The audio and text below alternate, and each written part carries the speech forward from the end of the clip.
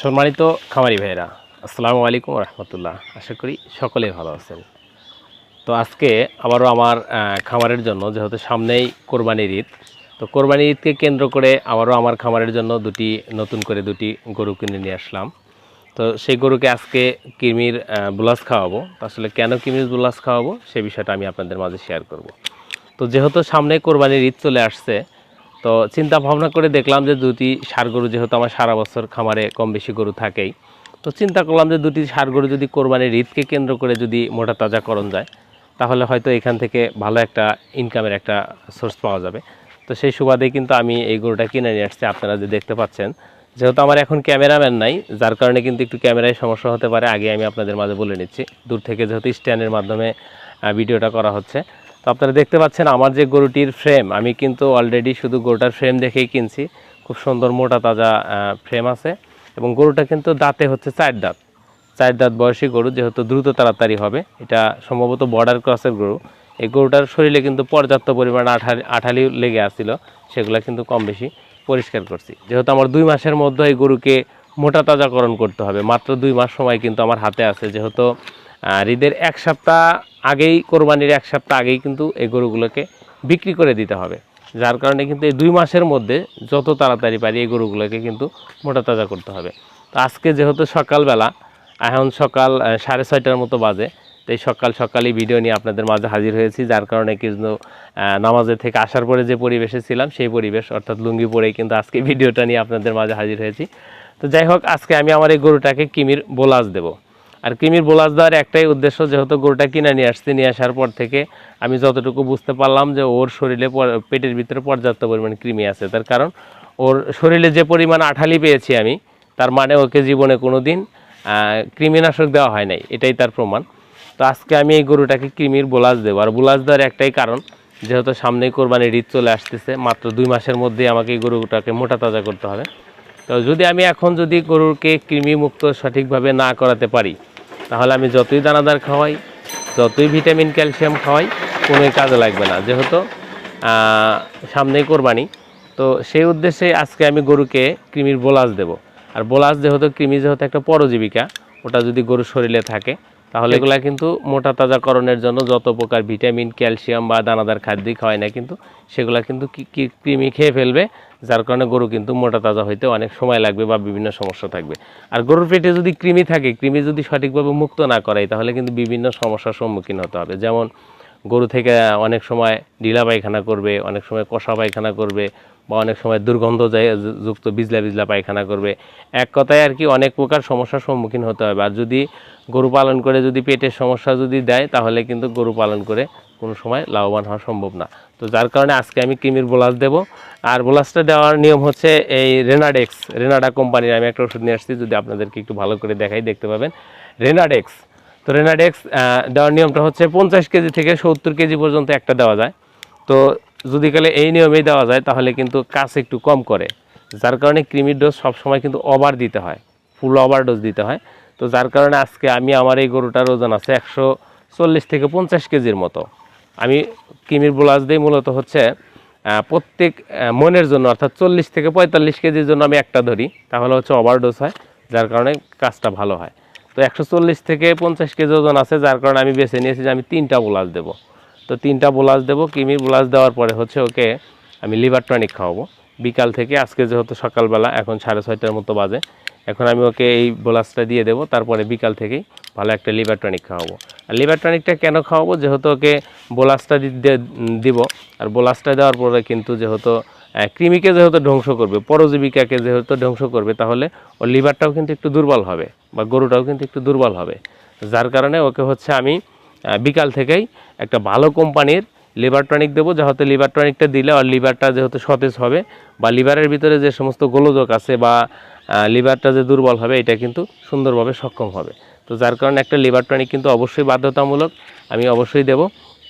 আর আরেকটি বিষয় হচ্ছে যে এই লিভার টনিক দেওয়ার পরে তার পরবর্তীতে থেকে আমি 7 থেকে 21 দিন, অর্থাৎ 10 থেকে 21 পরবর্তী বোলাস দেওয়ার 10 থেকে 21 দিনের মধ্যে আবার একটি আইভারমেট্রিক গ্রুপের কলিজা কৃমির একটা ডোজ করব। অর্থাৎ কলিজা কৃমির ডোজ করলে এই বোলাস দেওয়ার পরে অনেক সময় দেখা যায় যে কৃমির লার্ভা বা কৃমির ডিম ওর ভিতরে কিন্তু রয়ে যায়। তো 10 থেকে 21 দিনের মধ্যে যদি আরেকটা আইভারমেট্রিকের এক গ্রুপের যে কোনো একটা ওষুধ দিয়ে যদি ওকে কলিজা কৃমির ডোজটা করা যায়, তাহলে কিন্তু কলিজা কৃমি বা ওর চামড়ার নিচে যত প্রকার কৃমি থাক, যত প্রকার পরজীবিকা থাক, এগুলা কিন্তু ধ্বংস হয়ে যায়। তার পরবর্তীতে আমি গরুকে যাই খাওয়াই না কেন, অবশ্যই কিন্তু কাজে দেবে। তো আজকে আমি আর কথা যেহেতু বাড়াতে চাচ্ছি না, আমি আজকে ওকে আগে বোলাসটা খাইয়ে দিই। আর বোলাসটা খাওয়ানোর তো নিয়ম বললাম। আর বোলাসটা অবশ্যই আপনারা সকালবেলা, গরুটা রাত্রে যে খাবার খাওয়াবেন, খাবার খাওয়ানোর পরে যে রেখে দেবেন, সকালবেলা খালি পেটে বোলাসটা দেবেন। যেহেতু পেটটা আর খালি থাকে, পেটটা খালি থাকার পরে যখন এই কৃমির ওষুধটা ভিতরে দিয়ে দিবেন আপনারা, যখন ও খালি পেটে খাবে, খাবার পরে কিন্তু কৃমির কাজই হলো কি, যে কোনো খাদ্য ভিতরে প্রবেশ করার সঙ্গে সঙ্গে ওরা এসে সেই খাদ্যটা গ্রহণ করার জন্য মানে গ্রহণ করে আর কি। তো এক কথায় আর কি, যখন ওকে খালি পেটে বোলাসটা দিয়ে দিবেন, তখন ওই কৃমি যখন খাদ্য মনে করে এই ওষুধটাকে গ্রহণ করবে, তখনই কিন্তু কৃমিগুলা মারা যাবে। আর কৃমির ওষুধ যখনই আমি প্রয়োগ করার পরে গরুর শরীরে কিন্তু প্রচুর একটা তাপমাত্রা হবে।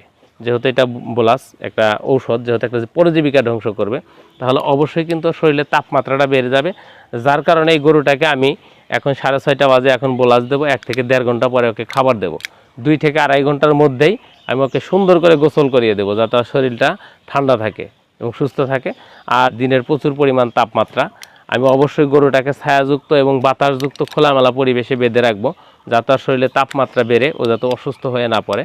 আর পরবর্তীতে যদি সম্ভব হয় দুপুরের দিকে আমি আরেকটা বার ওকে গোসল করাবো, যাতে ও একটু শান্ত সুস্থ এবং ভালো থাকে।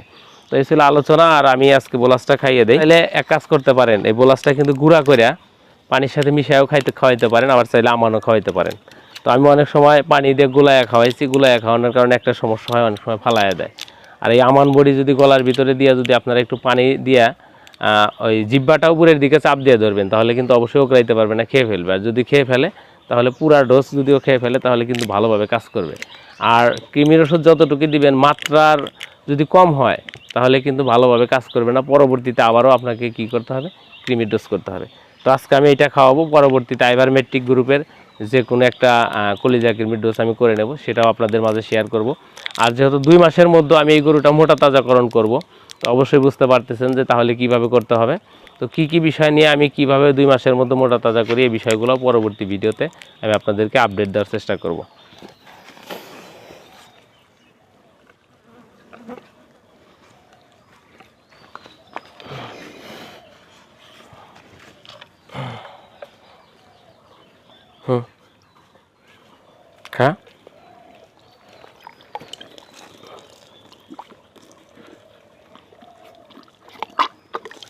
হ্যাঁ, দাও।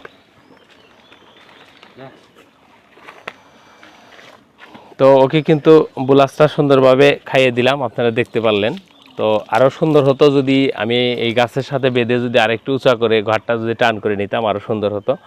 তো তাও সুন্দর হয়েছে, একটু কিন্তু ফালানি যায় নাই, অর্থাৎ নষ্ট হয় নাই। তো আজকে এই বোলাসটা দিয়ে দিলাম। পরবর্তীতে আবার 10 থেকে 21 দিনের মধ্যে আমি আবারও বলছি যে আইভারমেট্রিক গ্রুপের যে কোনো একটা ইঞ্জেকশন আমি চামড়ার নিচে প্রয়োগ করে দেবো, যাতে ওর কৃমির কোনো প্রকার লার্ভা বা ডিম যদি থাকে, সেগুলো কিন্তু ধ্বংস হয়ে যায়। তো অবশ্যই আপনারা যদি ভিডিওটি ভালো লেগে থাকে, তাহলে অবশ্যই আমার চ্যানেলটি সাবস্ক্রাইব করবেন, আর পাশে থাকা বেল আইকন বাটনটি ক্লিক করে অন করে দেবেন।